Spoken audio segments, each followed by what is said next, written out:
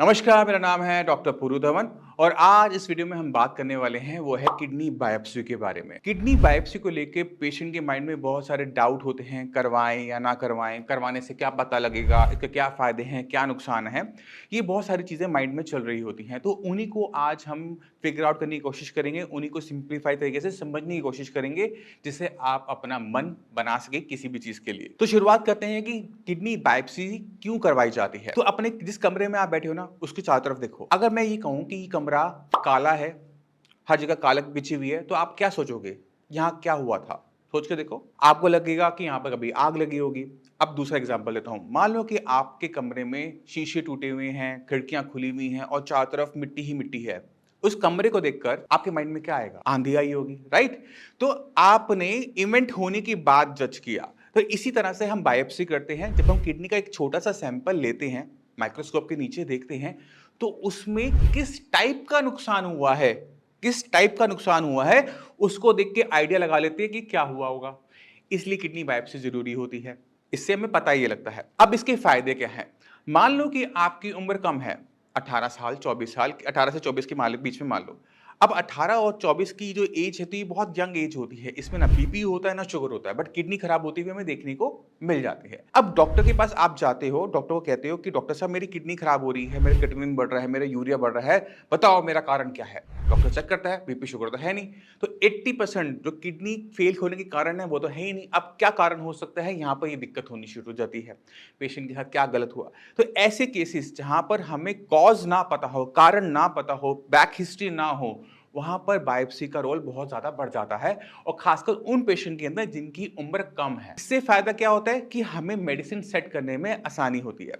मान लो कि किसी पेशेंट को आईजीए नेफ्रोपैथी है। अब आईजीए नेफ्रोपैथी में क्या होता है कि आईजीए इम्यूनोग्लोबिन ना किडनी के अंदर डिपॉजिट हो जाता है, और जब हम इसे माइक्रोस्कोप के नीचे देखते हैं, स्पेशल इंक डालते हैं, तो वो अलग तरीके से चमकते हैं। तो हमें पता लगेगा क्या कि पेशेंट में आईजीए नेफ्रोपैथी है। अब जब हमें पता है कि आईजीए नेफ्रोपैथी है, तो ऐसे केसेस के अंदर आप स्टेरॉइड का ट्रीटमेंट ले सकते हो, है ना।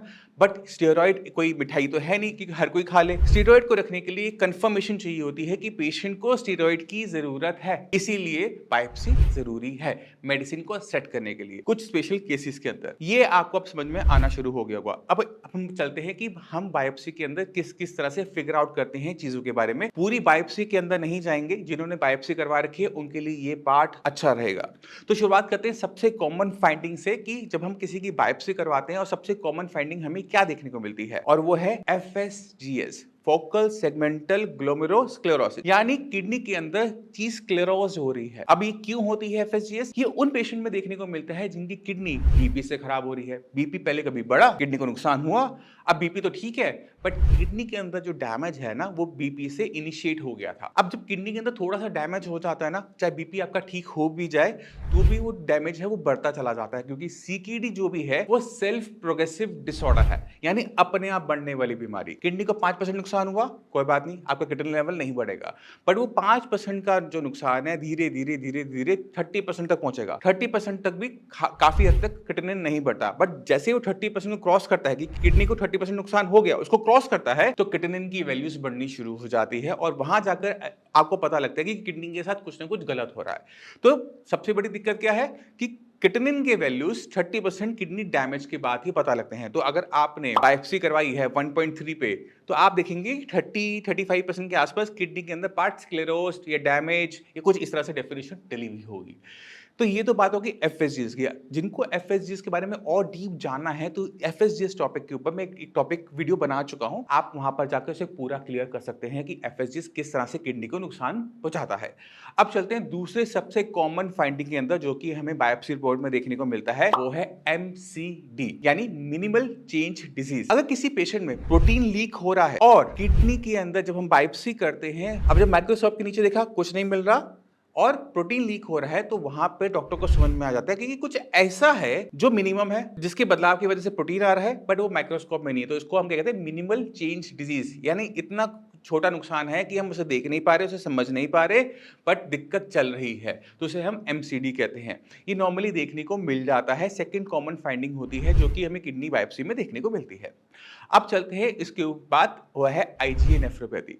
आईजीए नेफ्रोपैथी के केसेस बहुत भर-भर कर होते हैं। कारण इसके पीछे किसी को नहीं पता कि किसी की बॉडी में क्यों आईजीए नेफ्रोपैथी शुरू हो जाती है। जेनेटिक डिसऑर्डर नहीं होती, पेरेंट्स में नहीं मिलती, मगर बच्चों में देखने को मिल रही होती है। नहीं, आपके फोरफादर्स में नहीं है, आपके केस में देखने को मिल रही है।